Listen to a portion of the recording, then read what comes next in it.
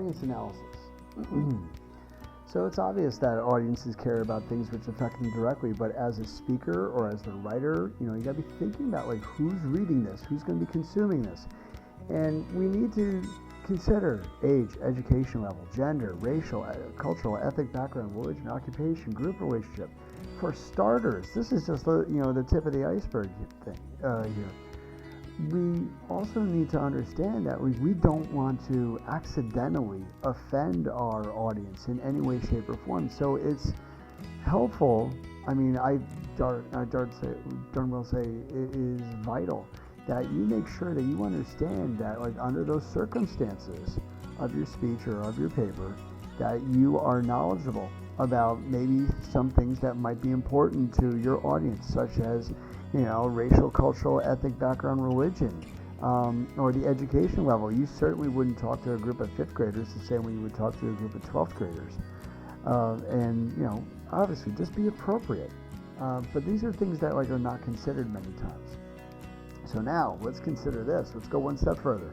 Consider the environment of your speech and the presentation of your written work. So I'm going to do these, between speech and essay. I'm going to bounce between the two interchangeably.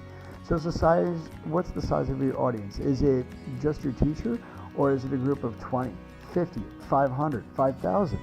The formatting. What is the expectation of your speech? For a paper, you already know about MLA, APA, Chicago, maybe even Turabian, and a few other things like Strunk and White, which is used for journalism. But it's like, you got to understand, like, there's certain expectations, and people need to do other things before and after your speech, so you need to respect your audience. Physical setting, all right? Is your paper published? Are you handing it to them, or is it are you uploading a digital copy somehow or another? If it's a speech, is it inside or outside? If it's inside, is there air conditioning? It's really hot out. Or if it's outside, is it raining? Like, what's the weather? What's the climate? All these things are going to affect the attention span of your audience.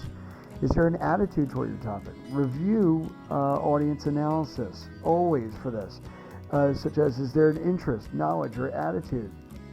Do they already have like an expectation that you're going to give them something new? How about you? Do you have a credibility issue? Is there reputation? If a stand-up comedian is going to give a speech on hard work, which they certainly could do, they better put a joke in there, because I'm sure everyone's going to think, like, well, this guy's going to say something funny any moment now.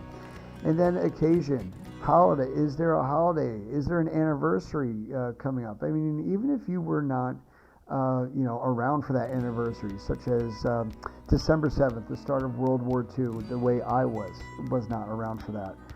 You still have to acknowledge it. Your audience members are going to be cognizant of these things, and it's something that you don't want to quite possibly offend them, or give them a reason. Why didn't this person know that this was an important thing to us?